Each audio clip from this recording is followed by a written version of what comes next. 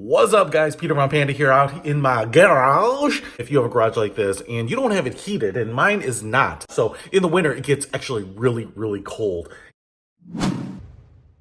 And so cold, in fact, that I have brought my snowblower in or pulled my car in with slush or snow or ice on it, and it does not thaw and fall off by the morning. And in fact, sometimes I grab my snowblower days later to do some more snow blowing, and it's still as crusted with snow as when I last parked it, which is kind of crazy because even most garages, even if they're not heated, get enough radiant heat from the walls and whatnot to just be at freezing or above, and things kind of melt off and evaporate. But mine does not. And in fact, it gets so cold sometimes that I'm worried about pipes breaking and whatnot. And if you look above me, there is an attic above my garage that is super cold in the winter. So what I wanted to do is add a heater. Now, they do make some electric heaters that you plug in, and my electric bill is already kind of high, and I don't even feel like I run that much electronics, so I didn't want to do that. And a propane-based heater, I felt like I was going to have to refill the canisters a lot, so I wanted to wire it into my natural gas, and so I picked up this. It's a Dyna-Glo vent-free garage heater. Now, Dyna-Glo makes a number of heaters. In fact, they make them for wall mounting in the inside of your home, so they're very efficient. And I thought maybe I could use one of those, but when it says garage heater there, you figure, hey, this thing is actually meant for the garage. Now, it comes in three different sizes, a 10,000, a 20,000, and 30,000 BTU. And so I got the 30,000 one because it says it heats up to 1,000 square feet, which, you know, I'm kind of guessing my garage is maybe closer to that, and I figured, hey, why not get the biggest one anyway, because it has a built-in thermostat and it can regulate itself.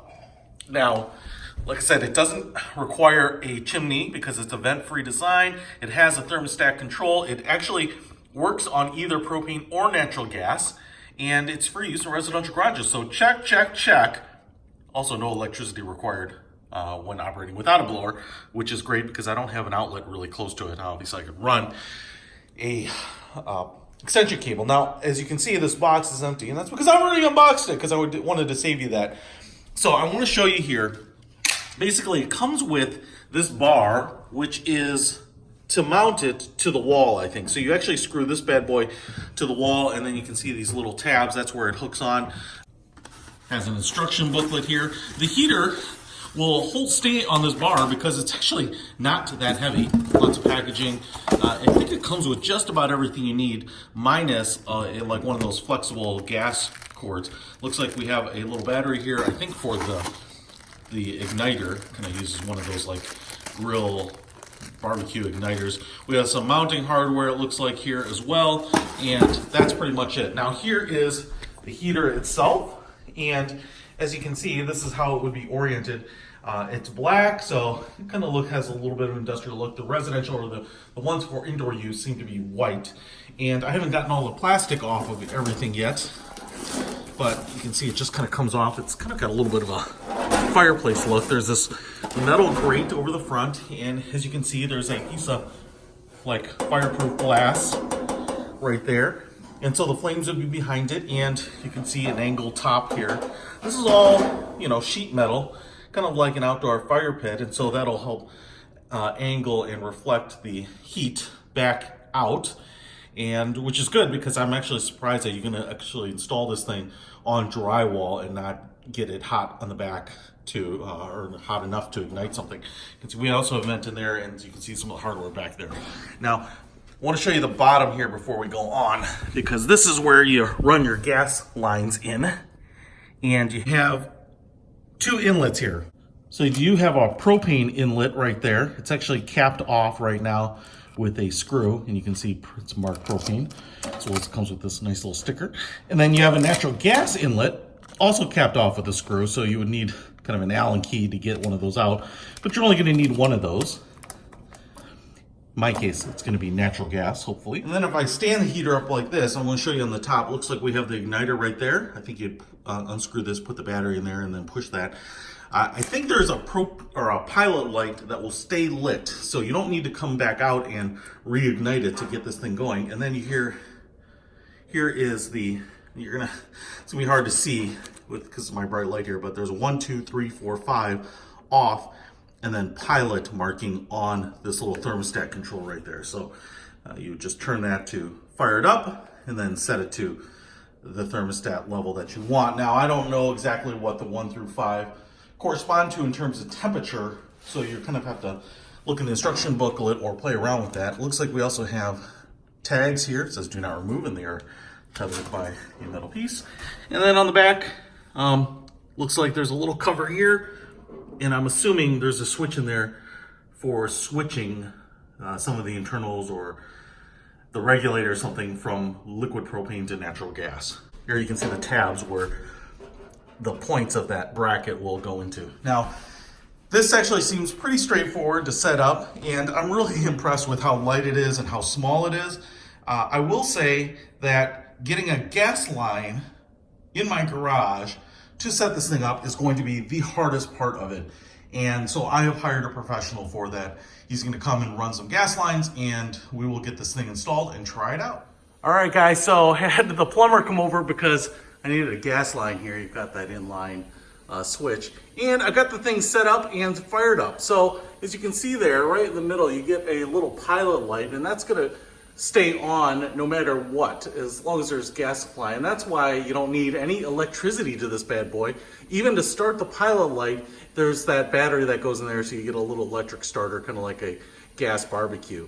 Now, a couple things that I will tell you. First of all, there are some space dimensions, or kind of some space requirements that you have to have so you don't burn things.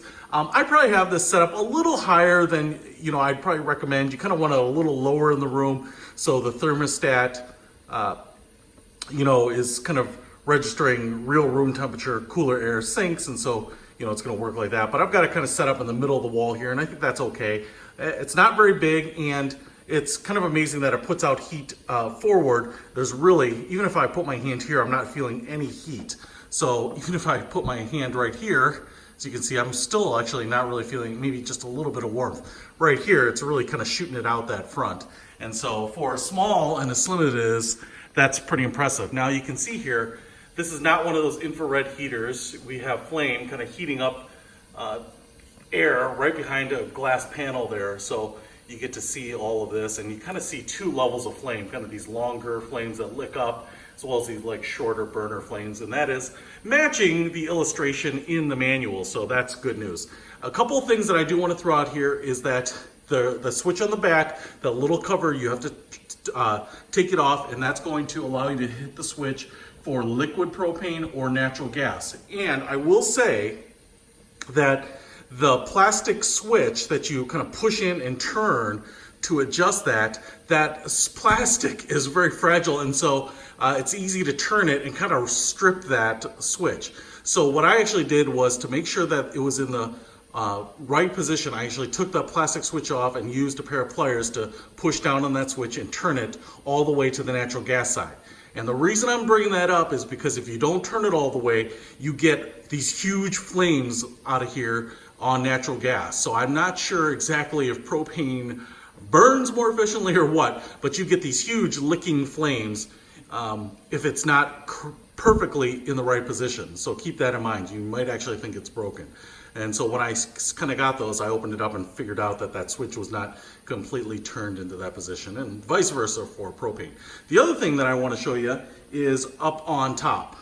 So one of the other reasons that you're going to want this kind of lower mounted is that the switch, the igniter switch and then the thermostat switch are kind of on the top, and so it can be a little hard to reach those, if this is too high. And basically what you do to fire this sucker up is you put it on igniter mode there, or pilot mode, and then you hold the button in, hold the big knob down, and then you hit the starter button, and you'll see it spark, and that will ignite it. Now you want to keep holding that button down, because, not the igniter button, but the knob button, because I think there's a little sensor, a little flame sensor in there that needs to warm up, and so it says in the instructions to hold it down for 30 seconds.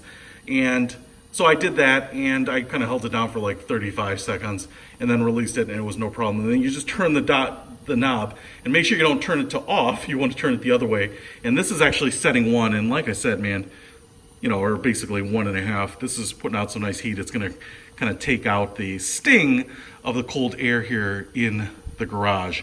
And I can tell you right now, it's freezing outside right now, and I've only had this thing on, I don't know, for 15 or 20 minutes here, And geez, the garage is significantly more comfortable. So check this sucker out. I'm really impressed with this.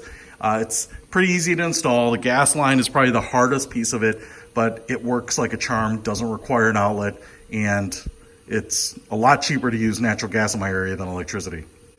I'll put a link to this Dyna-Glo heater in the description below. Peter Von Panda, out!